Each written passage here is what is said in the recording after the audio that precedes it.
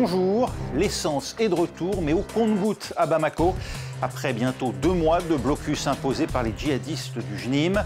Ce groupe, affilié à Al-Qaïda, a surpris en montrant sa capacité à couper les voies d'approvisionnement qui mènent à la capitale malienne et afficher ainsi les limites de la junte au pouvoir, elle qui s'était donnée pour objectif de reconquérir l'ensemble du territoire malien en s'appuyant au passage sur son allié russe. Est-ce la fin d'une illusion, un point de bascule vers l'instauration d'un régime islamiste? Vous nous donnerez votre point de vue de spécialiste. Seydi Kaba, journaliste, écrivain et universitaire. Vous présidez le Centre international de réflexion et d'études sur le Sahel et vous êtes l'auteur entre autres de Mali, Sahel, notre Afghanistan à nous, paru chez Impact Éditions. Bamako a donc vu cette semaine arriver l'une des rares livraisons de carburant en 2 mois, de quoi réapprovisionner une partie seulement des automobilistes. Et pour combien de temps? Reportage de Nicolas Bertrand et Fabien Fougère pour France 2. Sous bonne escorte de l'armée malienne, ces camions de carburant entrent dans Bamako. Les militaires sont tendus. Ils ont sécurisé le convoi sur des centaines de kilomètres depuis la Côte d'Ivoire. Et cette fois, ils sont passés. Bamako en avait bien besoin. Sur les 700 stations essence de la ville, 600 sont aujourd'hui encore à sec. Car ces derniers mois, de nombreux camions de ravitaillement avaient été pris pour cible et détruits par des djihadistes avant d'arriver en ville. Dans les stations qui ont été ravitaillées, c'est la cohue. Faites la queue. Si vous faites comme ça, personne ne va avoir de carburant.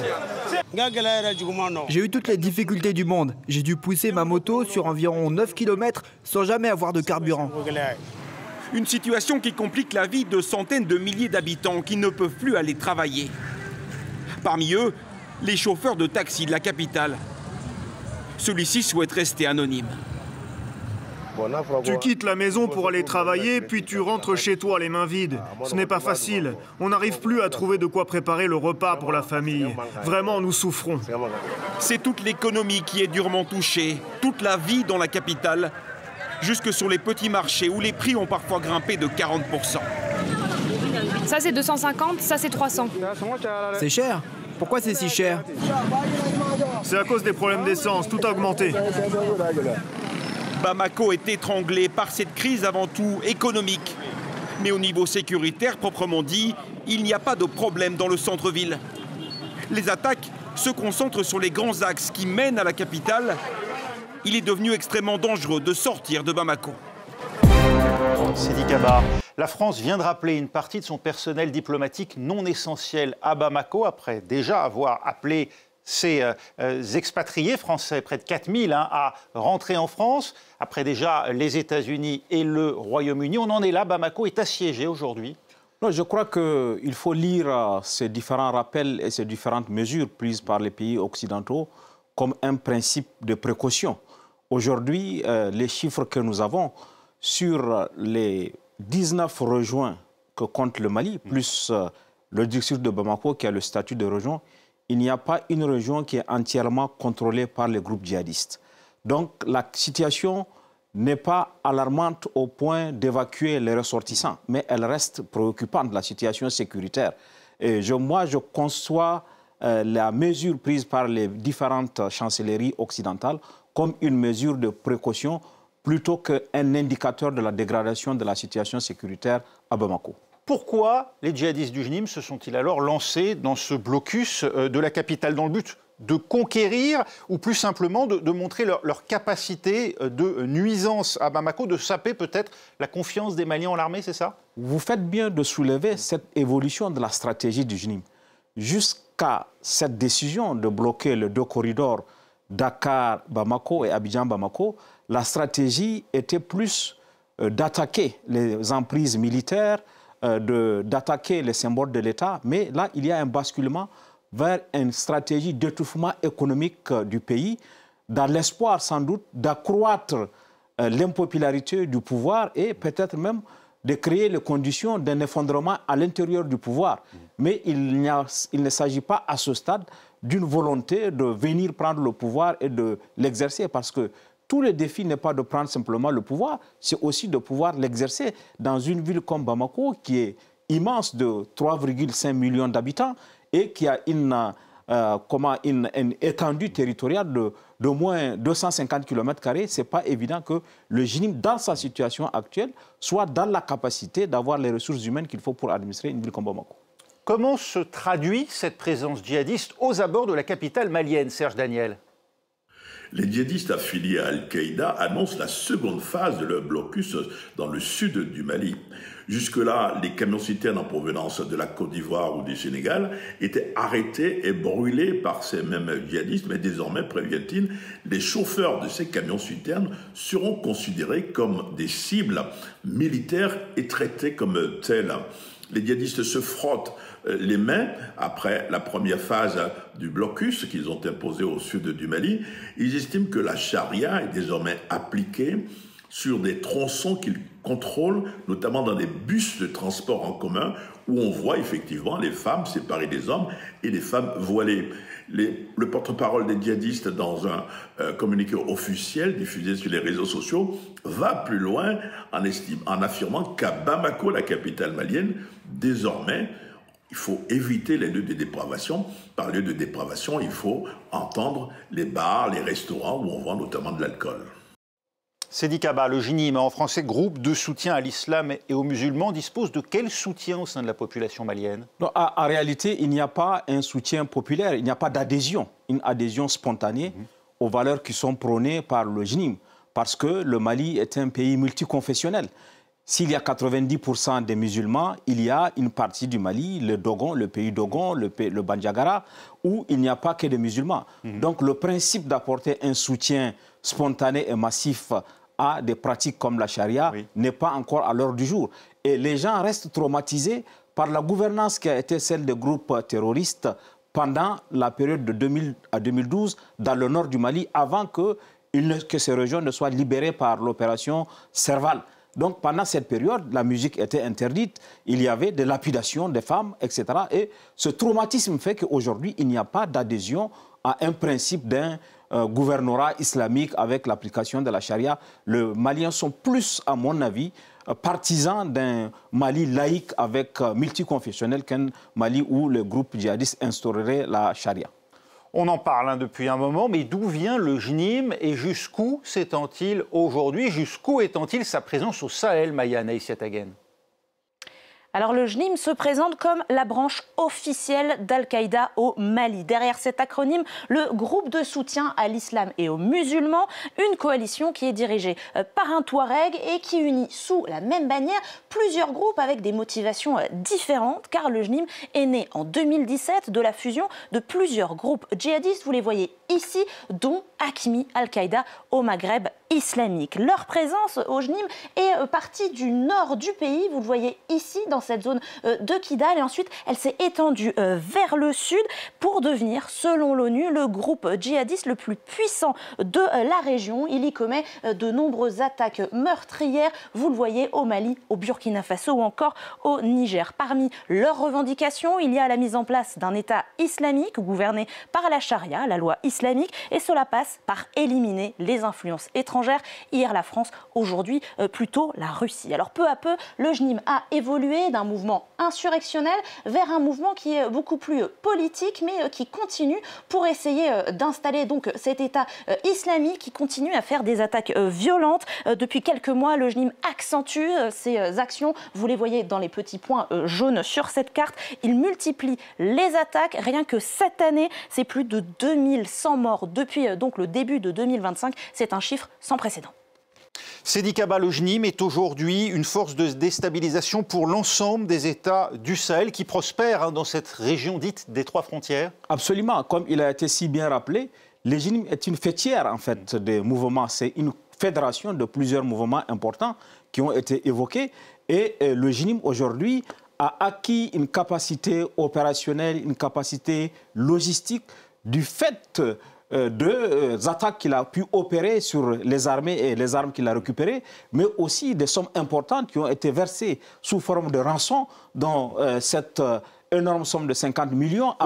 Avant cela, il y a aussi, il ne faut pas l'oublier, qu'en 2020, en octobre 2020 précisément, pour obtenir la libération de la Française Sophie Petronet et de Soumaïla Cissé, on avait versé une importante rançon, là aussi de l'ordre de 15 à 20 millions d'euros, avant cela, en 2013, pour obtenir la libération de cet employé d'Areva, on avait obtenu. Donc, si vous mettez ensemble tout cela, ça donne au JNIM une capacité qui lui a permis d'avoir l'argent nécessaire, le trésor de guerre nécessaire pour s'équiper avec des drones, pour acheter tout le matériel d'Enecri et surtout, pour moi, le plus important, pour pouvoir faire du recrutement parce que le terreau favorable au recrutement de jeunes notamment n'a pas été tari malgré toutes les différentes interventions qu'on a connues. Oui, on leur promet notamment de l'argent hein, et ces 50 millions auxquels vous faisiez allusion, 50 millions d'euros ont été versés pour la libération de ressortissants émiratis par leur pays, les Émirats Arabes Unis. Il y a aussi une autre organisation qui tente de se développer au Mali, qui a pris appui ces dernières années, le groupe État islamique. Le JNIM et Daesh, aujourd'hui, sont dans une lutte à mort? Ah oui, il y a des phases où il y a une phase de compromis pour chacun occuper une partie du territoire, notamment dans la zone de 3 frontières, mais il y a une rivalité très forte avec des affrontements très meurtriers. Et on voit que le JNIM, par exemple, est présent avec l'État islamique, se partage la zone de 3 frontières, ce qu'on appelle la zone de 3 frontières, Mali, Burkina, Niger. Et là, il y a autour de Ménaka, où l'EGS est très présent, il y a des affrontements très meurtriers entre les deux. Et puis, de temps en temps, il y a des phases où on fait une cohabitation pacifique. Vous gérez telle partie du territoire, on gère telle partie du territoire. Mais au regard des derniers développements, on a l'impression que le JNIM a acquis une suprématie qui permet de régner en maître dans une partie du Sahel et de pouvoir même exporter la menace des pays du Sahel vers les pays du Golfe de Guinée. Je pense particulièrement au Bénin, au Togo et même à la Côte d'Ivoire qui ont été attaqués par le passé. En face, le gouvernement de la junte au pouvoir au Mali refuse de parler de crise et évoque même des résultats dans la lutte anti-djihadiste. Écoutez le ministre des Affaires étrangères, Abdoulaye Diop. Ici, c'est le Mali, nous sommes bien à Bamako. Voilà, et nous ne sommes pas encerclés, nous sommes en toute liberté. L'armée malienne et les forces de défense et de sécurité travaillent au quotidien pour assurer la sécurité de l'ensemble du territoire national. Aveuglement ou déni, Seydi Kaba, pourquoi les autorités maliennes refusent-elles toute forme d'alarmisme aujourd'hui? Je crois que il y a le fait que le JNIM ne soit pas en capacité d'administrer une seule de 20 régions du pays laisse le sentiment que la situation n'est pas encore perdue du côté du pouvoir malien qui estime que tant que le JNIM n'aura pas conquis l'intérieur du pays, il n'y a pas de raison de s'inquiéter. Il n'y a même pas de raison pour le pouvoir de Bamako de faire appel au mécanisme de solidarité qui devait se mettre en place automatiquement entre les pays du G5 Sahel. Il y a ça qui participe à l'explication de la sérénité. Et puis, il y a aussi le fait qu'à Bamako, on est convaincu que la solution va être militaire. Il y a l'augmentation, comme partout au Sahel, des budgets de la défense pour donner un ordre de grandeur. Lorsque le G5 Sahel, entre 2010 et 2018, les dépenses de sécurité ont été augmentées de 126% à l'espace des pays. Donc ça prouve qu'il y a cette volonté d'être convaincu qu'on pourrait venir à bout de cette situation par les moyens militaires. Et puis, le fait que le JNIM n'ait pas encore été capable d'occuper de façon permanente une seule des 20 régions fait croire à Bamako qu'on n'a pas encore perdu la main et qu'on est encore maître de la situation. On n'a même pas besoin de l'aide extérieure. Quel rôle peuvent encore jouer auprès de la junte les supplétifs russes, autrefois groupe Wagner, désormais regroupés sous le contrôle plus direct de l'État russe au sein du corps expéditionnaire Africa Corps? Absolument. Il y a deux moments importants dans l'appartenance, dans le partenariat avec la Russie. Entre 2021, mai 2021, l'arrivée du second coup d'État, et juin 2025, là, c'était les Wagner, les mercenaires de Wagner, qui étaient impliqués dans l'accompagnement de l'armée malienne sur le terrain. On se souvient tous de la reconquête de Kidal en novembre 2023, qui s'est faite avec l'accompagnement de la Russie. La bataille de Tinzaouaten en juillet 2024. Là aussi, il y a... Et à partir de juin 2025, maintenant, c'est Africa Corps qui relève du commandement militaire de la Russie, où on a là le sentiment de beaucoup moins d'implication, puisque les mercenaires, eux, leur agenda, c'est de gagner de l'argent. Et là, on a pu le voir, la Russie a moins impliqué les Africa Corps, peut-être parce qu'elle-même, elle est engagée dans sa guerre. On ne peut pas oublier que la Russie a sa propre guerre et qu'elle peut avoir besoin d'un certain nombre d'éléments, y compris des troupes. Et là, on a le sentiment qu'il y a beaucoup moins d'engagement aujourd'hui que sous Wagner. C'est pour taire ces défaillances que l'État malien a fait suspendre successivement France 24, RFI, ainsi que France 2 et TV5 montent temporairement, et puis plus récemment, TF1 et LCI. Oui, je crois qu'il y a une confusion au niveau du pouvoir malien en pensant que ces médias sont la voix de la France. Alors que dans la pratique, tout le monde sait que le Quai d'Orsay ne téléphone pas à France 24 pour dire ce qu'il faut dire ou ce qu'il ne faut pas dire. Je vous le confirme. Mais il y a cette mauvaise perception, de mon point de vue, du rapport entre ces médias qui sont des médias indépendants et l'État français. Et puis là, si on devait simplement interdire les médias, il y a CNN, il y a Associated Press, il y a Reuters, il y a d'autres médias qui couvrent. À mon avis, cette réaction épidermique n'est pas dans l'efficacité, parce que les médias, les autorités maliennes peuvent avoir accès à RFI pour donner leur version, peuvent avoir accès à France 24. Pour moi, ce n'est pas la meilleure solution que d'interdire des médias. Une situation en tout cas qui pèse sur toute l'économie de la sous-région, comme au Sénégal, Sarah Sako. 1300 km relient Dakar à Bamako et transportent vers le Mali enclavé des produits pétroliers, du ciment et des produits alimentaires. Le transport est donc un secteur affecté par cette crise malienne côté Sénégal, avec donc des chauffeurs, des transporteurs qui refusent désormais de faire la route parce qu'elle est trop dangereuse. C'est ce que nous a expliqué l'Union des transporteurs routiers du Sénégal, qui explique que beaucoup donc de ses membres se sont rabattus sur le fret local, avec pour conséquence un manque à gagner pour eux et des marchandises qui restent stockées au port de Dakar.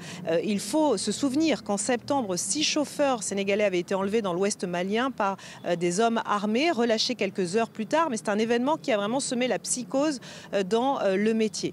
À côté donc de ces conséquences bien concrètes, il faut aussi noter que les flux commerciaux entre les deux pays, le Sénégal et le Mali, restent très importants. Pour le mois de septembre, d'après une statistique officielle, le Mali a capté 20% des exportations sénégalaises.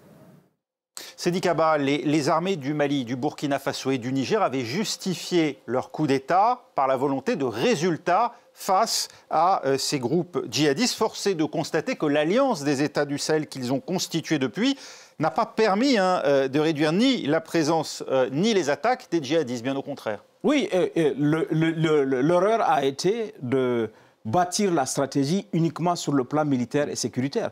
Tous les aspects non militaires, qui est par exemple le chômage de jeunes, il y a des pays de la sous-région où c'est 230 000 jeunes qui arrivent sur le marché de l'emploi. Il n'y a que 30 000 possibilités d'emploi, les 200 000 vont se trouver au chômage. Donc toutes les dimensions non militaires, par exemple la forme de l'État, le Mali fait 1 240 000 km², on ne peut pas administrer le Mali avec un État jacobin, ni même le Niger. Donc tous ces aspects non militaires n'ont pas été intégrés à la stratégie des pouvoirs militaires qui sont arrivés, et l'absence de cette réponse holistique explique aujourd'hui les mauvais résultats sur le plan sécuritaire. Il ne faut pas le cacher, il y a eu une extension territoriale de la menace et il y a eu encore des attaques sur le plan de la létalité beaucoup plus fortes. Donc je crois qu'il y a un besoin aujourd'hui non seulement de construire cette réponse transnationale qui est portée par l'AES, mais d'intégrer toute la dimension non militaire et non sécuritaire à la stratégie, sinon on en serait au même résultat. Les Nations Unies, cette semaine, appelaient ces États du Sahel à joindre leurs forces contre la menace djihadiste. Le Tchad, on le sait, est la principale force militaire de la région. Elle n'a pas rejoint pour l'heure l'AES, après avoir pourtant rompu lui aussi son accord de coopération militaire avec la France. Alors pourquoi? Oui, je pense que le Tchad a aujourd'hui un rapport tout à fait particulier, avec d'excellents rapports avec le pays de l'AES. Les premières manœuvres militaires conjointes de l'AES ont eu lieu en mai 2024 au Niger. Le Tchad et le Togo étaient les pays non membres de l'AES qui sont invités. Il y a des rapprochements et le président Mahamat Idriss Déby était à Niamey récemment, après avoir participé cette année au FESPACO à Ouagadougou. Donc il y a un rapprochement, mais pour l'instant, le Tchad n'a pas franchi le pas d'adhérer à l'AES et de devenir un membre de l'AES, mais il y a des rapprochements qui sont en cours, qui peuvent être... Parce qu'il faut savoir que les pays de l'AES qui ont décidé de créer une force unifiée qui n'est pas encore opérationnelle, travaillent aussi à ce qu'ils puissent construire. Il y a déjà des officiers de liaison des 3 pays qui sont arrivés dans chacune des capitales respectives, il y a cette avancée dans la construction d'une force unifiée, mais je crois que tôt ou tard, il y aura besoin de travailler entre les pays de l'AES, même avec les pays de la CEDEAO, et le Tchad pourrait avoir un rôle à jouer. Par le passé, du temps où il était membre du G5 Sahel, le Tchad a envoyé des troupes dans le fuseau ouest, c'est-à-dire sur la frontière entre le Niger, le Mali et le Burkina. 1200 soldats tchadiens étaient arrivés à cette époque. Et puis maintenant, comme le G5 Sahel a disparu, donc le Tchad a retiré son armée. Mais je crois qu'il y a encore des discussions pour avoir quel type de coopération le Tchad et l'AES peuvent avoir. Et avec la fin de cette coopération militaire, la France elle a mis fin à sa présence permanente au Sahel, Maya Anaïs Yattagen. Oui, la rétrocession en janvier dernier de la base française de N'Djamena a marqué la fin de la présence militaire française au Sahel qui durait depuis plus de 50 ans. Et pourtant, certains pays l'avaient expressément demandé, cette présence militaire française. Alors revenons en arrière, et notamment en 2012, où le Mali fait face à une rébellion touareg. Vous le voyez ici, il cherche à instaurer un État islamique à Tombouctou, Kidal, Gao, et ils vont essayer donc de se battre contre cette rébellion touareg. Ils demandent de l'aide à la France notamment. Paris va envoyer des hélicoptères, des avions, mais aussi des soldats au sein de l'opération Serval. Elle est ensuite remplacée, cette opération, par Barkhane, déployée, vous allez le voir sur cette carte, sur une zone qui est aussi grande que l'Europe, entourée ici en jaune. Mais malheureusement, les attaques ne vont pas disparaître. La situation politique restera instable, et plusieurs pays, ceux que vous voyez en orange, vont connaître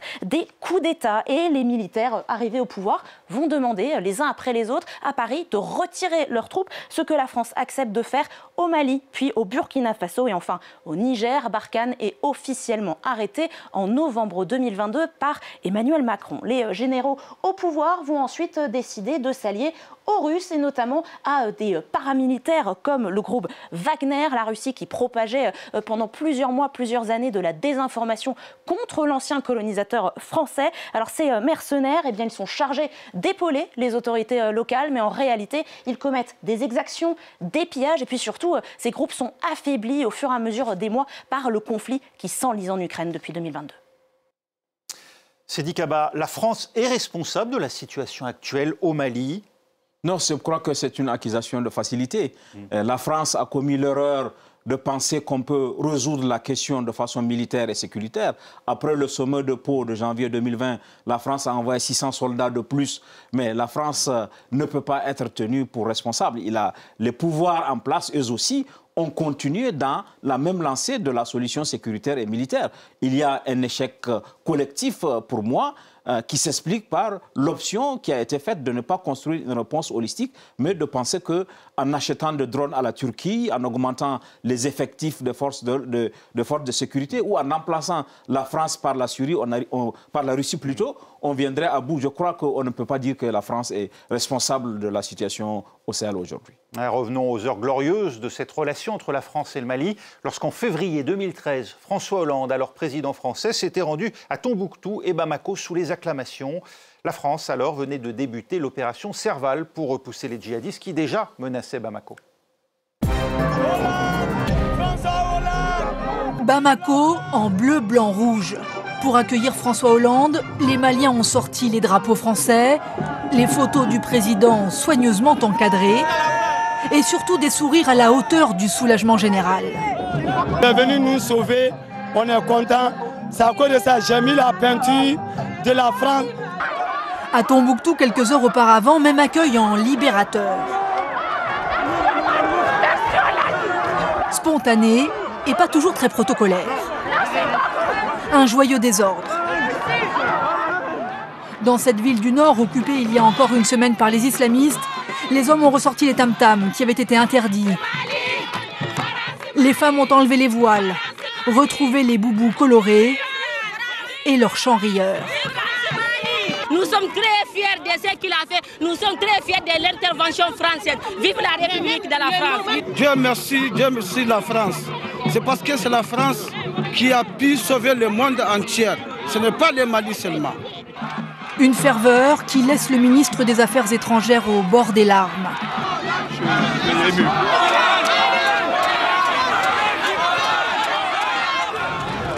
En guise de cadeau de remerciement pour le travail accompli, François Hollande s'est vu offrir un dromadaire.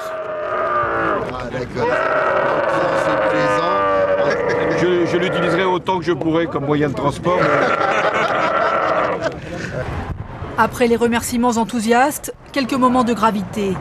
Une visite de la plus grande mosquée de Bamako et d'une bibliothèque où les islamistes ont brûlé d'anciens et précieux manuscrits. Ça contient de 17 ans au 10e siècle. Ça s'était brûlé dans la nuit du mois de janvier. Oui. C'est les islamiques même qui ont brûlé. Les traces de leur passage sont encore visibles. Pour les Maliens, cette journée de liesse ne doit pas faire oublier que la menace des djihadistes plane toujours sur leur pays. Seydi Kaba, lorsqu'on voit cette ferveur, on se dit que les temps ont bien changé. À l'époque, la France travaillait de concert, notamment avec l'Algérie, pour tenter de régler cette crise au Mali. Aujourd'hui, il est temps qu'un rapprochement entre Paris et Alger permette à nouveau une concertation et une lutte conjointe contre ces mouvements. Oui, l'amélioration des relations entre la France et l'Algérie d'une part, mais entre l'Algérie, la France et l'État malien peut permettre d'amorcer ce qu'on avait vu en mai 2015 lorsqu'on a signé l'accord d'Alger. L'Algérie étant le pays médiateur et le président du comité de suivi, la France à ses côtés, on peut revoir encore comment ça peut se faire. Ce qui est important dans ce qu'on a vu, c'est qu'il y a eu cette phase de Serval où la France a été accueillie avec de you et de tam-tam. Et puis la deuxième phase de Barkhane où presque elle a quitté le Mali avec des jeux de pierre. Je crois que l'erreur de la France a été de vouloir rester après Serval.